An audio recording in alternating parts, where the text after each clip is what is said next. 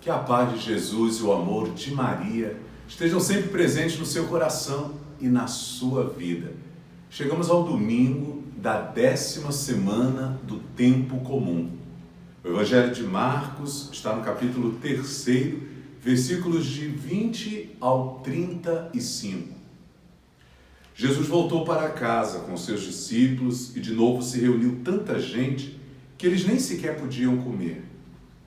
Quando souberam disso, os parentes de Jesus saíram para agarrá-lo, porque diziam que estavam fora de si. Os mestres da lei, que tinham vindo de Jerusalém, diziam que ele estava possuído por Belzebu e que pelo príncipe dos demônios ele expulsava os demônios. Então Jesus os chamou e falou-lhes em parábolas. Como é que Satanás pode expulsar a Satanás? Se um reino se divide contra si mesmo, ele não poderá manter-se. Se uma família se divide contra si mesma, ela não poderá manter-se. Assim, se Satanás se levanta contra si mesmo e se divide, não poderá sobreviver, mas será destruído. Ninguém pode entrar na casa de um homem forte para roubar seus bens sem antes o amarrar. Só depois poderá saquear sua casa. Em verdade vos digo, tudo será perdoado aos homens, tanto os pecados como qualquer blasfêmia que tiverem dito. Mas quem blasfemar contra o Espírito Santo nunca será perdoado, mas será culpado de um pecado eterno. Jesus falou isso porque diziam, ele está possuído por um espírito mau. Nisso chegaram sua mãe e seus irmãos.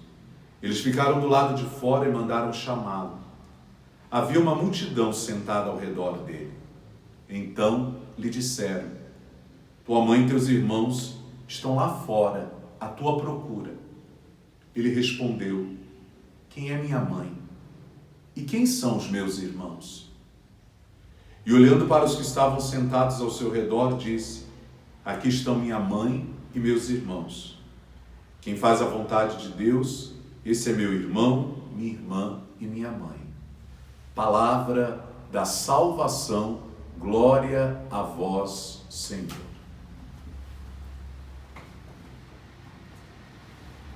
Quem nunca sofreu por ser incompreendido? Jesus também sente a dor da incompreensão. E o Evangelho mostra hoje que nem os seus parentes estão compreendendo a sua missão.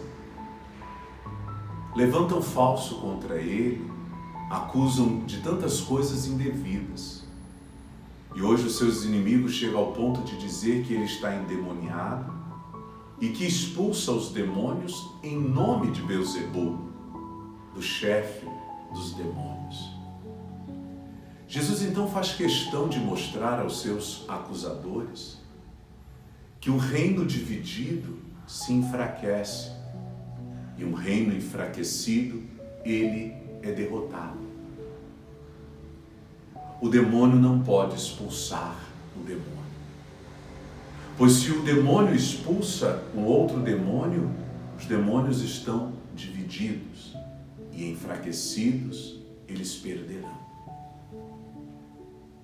Para que o ladrão entre na casa de um homem forte, é preciso primeiro amarrá-lo. O demônio é o príncipe deste mundo. Deus vem a este mundo para salvar o homem das garras do demônio. Por isso que, por primeiro, Jesus vai amarrar o demônio, vai deter a sua ação, para que assim os homens, livres das tentações, possam de fato compreender o projeto do reino e aceitar Jesus Cristo como seu Senhor e seu Deus. Afinal, quem não faz a experiência do senhorio de Jesus Cristo e não acredita que Ele é Deus, cuja fé nele salva, redime o homem, este homem perecerá.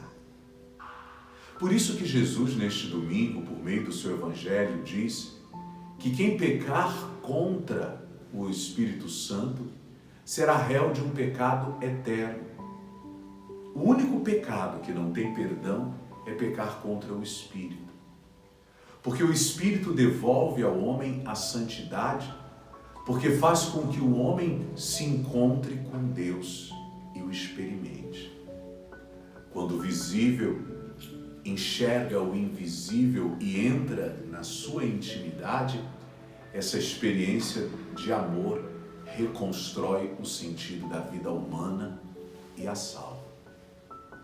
Pecar contra o Espírito Santo é negar a existência de Deus, é se fechar o amor de Deus, é banalizar a graça que o Cristo trouxe, é fechar as portas para que o Espírito não possa entrar, conduzir, reconduzir e santificar. Deus sempre respeita a liberdade humana.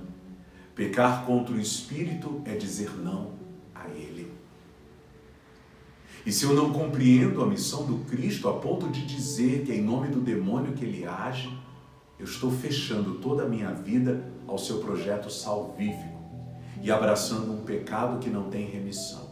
Porque eu preciso do Cristo na ação do Espírito para ser redimido e salvo. Se eu o nego, eu me fecho à salvação. A mãe e os irmãos de Jesus estão à sua procura. Porque veem tudo aquilo que Jesus está passando.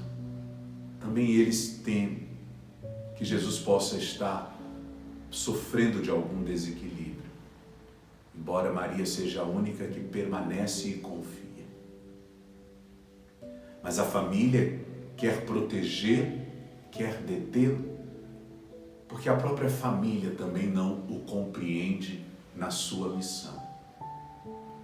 E Jesus então, ao saber que a sua mãe e os seus irmãos estão à sua procura, e aqui vale a pena abrir um parênteses para dizer que quando a Sagrada Escritura fala de irmãos, eles não estão falando de filhos biológicos de Maria, porque Maria só teve Jesus por filho e o concebeu na virgindade, pela ação do Espírito.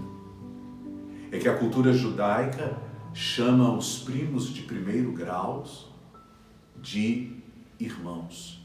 Para os judeus não há primo de primeiro grau. Primo é a partir do segundo grau. João Batista era primo de Jesus, porque ele era primo em terceiro grau, porque Isabel já era prima de Maria, quer dizer, já era prima em segundo grau. Quando a Sagrada Escritura fala, a partir da cultura judaica, de irmãos, é porque são para nós primos em primeiro grau.